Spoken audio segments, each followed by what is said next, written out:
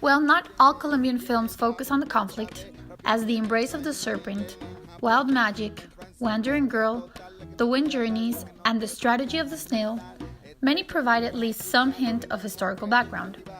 Some of these conflict-driven, renowned films are The Colors of the Mountain, Land in Shade, The Rose Cellar, Rosario Tijeras, and Paradise Travel.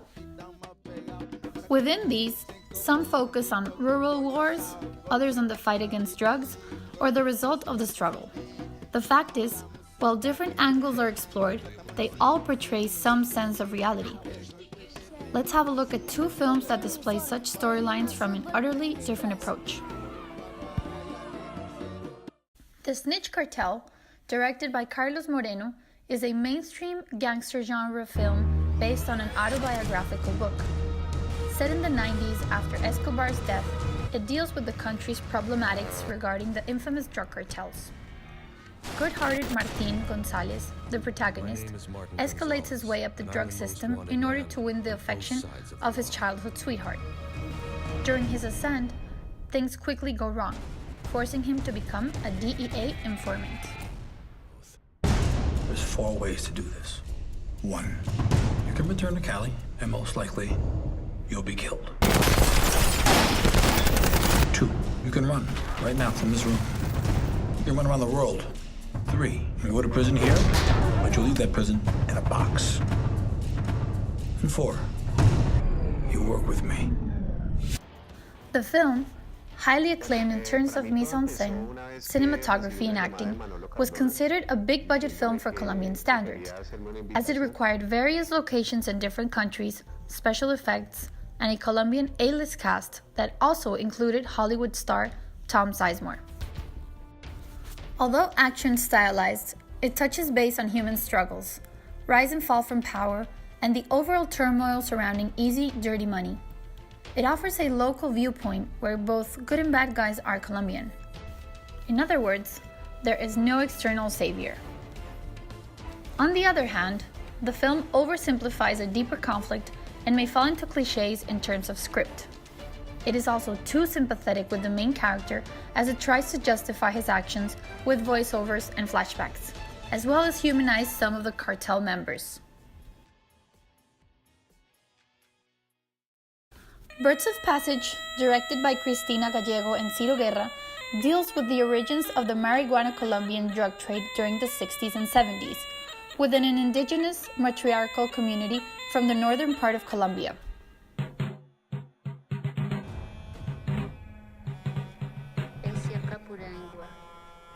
A typically peaceful, conservative and austere society that lives by strict values and principles faces its rupture when clan member Rapa befriends an outsider.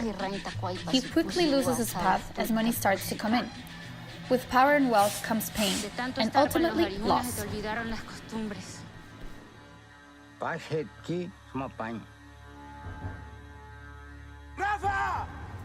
The film is stunningly beautiful and authentic. It is filled with colors and mysticism, and serves as an homage for those forgotten natives belonging to a faraway land. It pays respect to their native tongue, sacred rituals and customs, and reflects how their pureness gets corrupted by outsiders.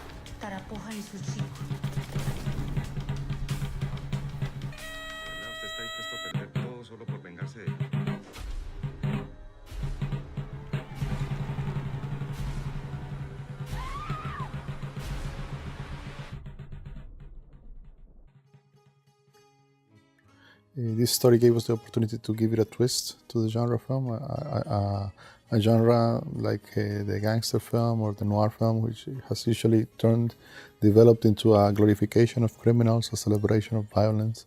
We wanted to talk about what this process of the birth of drug trafficking has meant to Colombia, which is a process of the destruction of our cultural roots, the process of the destruction of the basis of our society, and the process of destruction of a family that was very close-knit. And in that process, you cannot glorify the violence that takes place.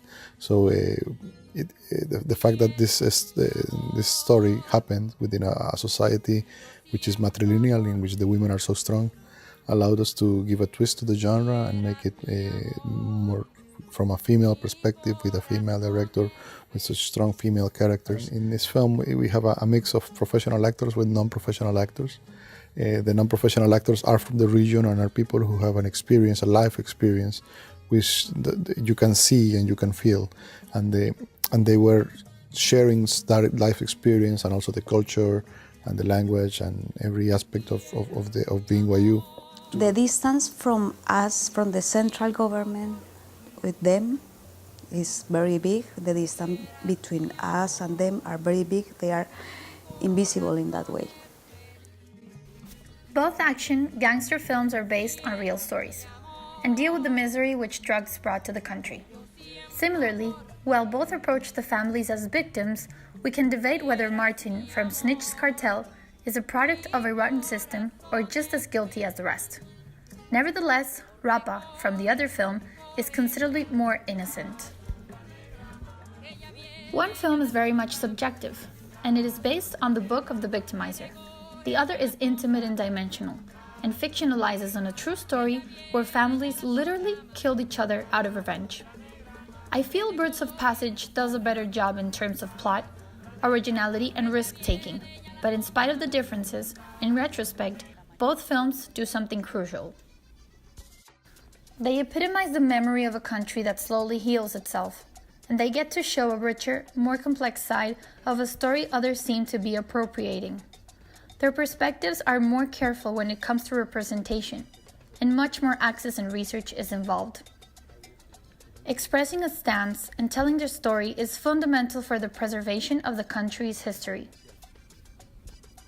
Sure, these films remain somewhat unknown to big markets, but they do signify a growing industry that is eager to shed light on the misinterpretation of a trite narrative.